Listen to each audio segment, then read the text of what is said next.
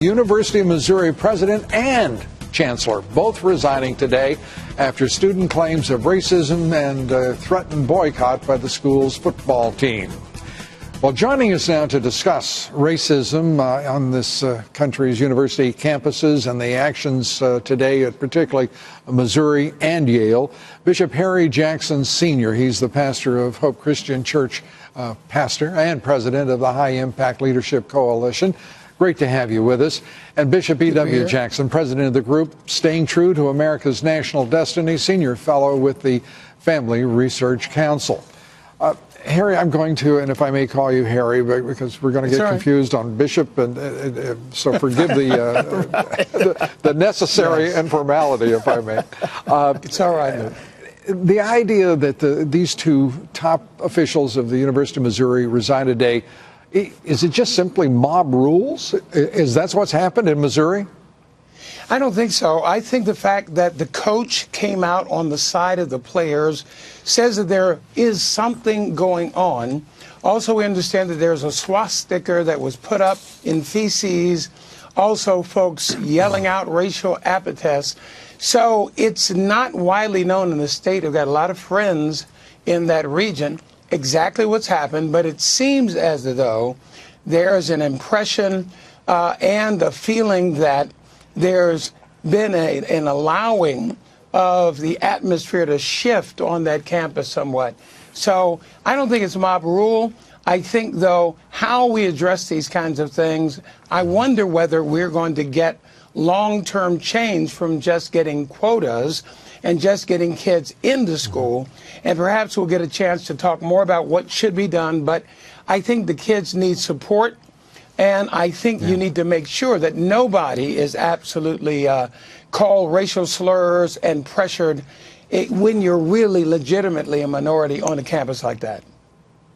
Yeah, I don't think anyone would disagree with you whatsoever.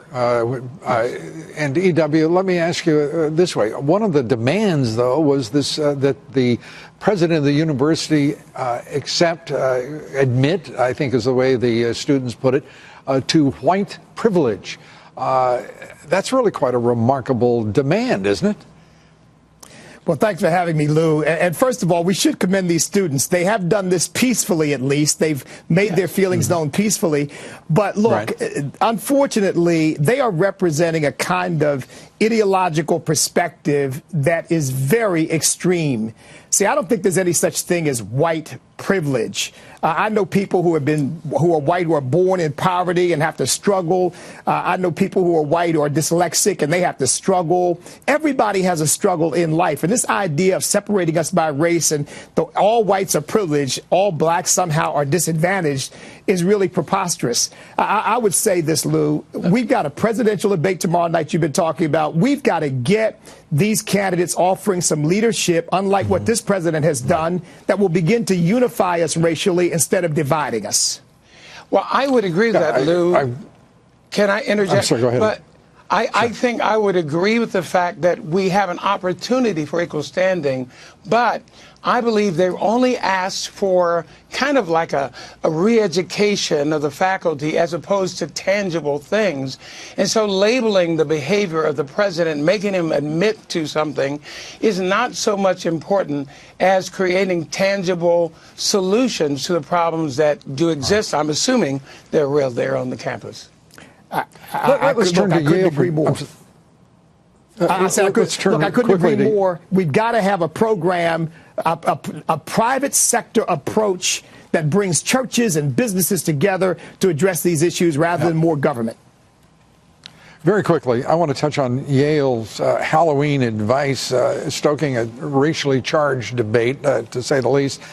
Student groups questioning whether the administration was being sensitive enough in its concerns over offensive, quote unquote, costumes. E.W., your thoughts on that?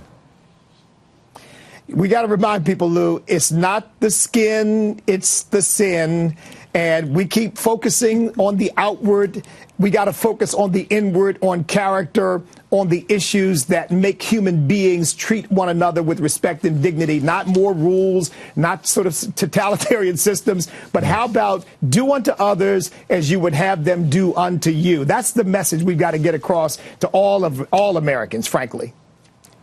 That's a message that's, I think it's fair to say, has stood the test of time. Well, thank you both for being here tonight. We're flat out of time.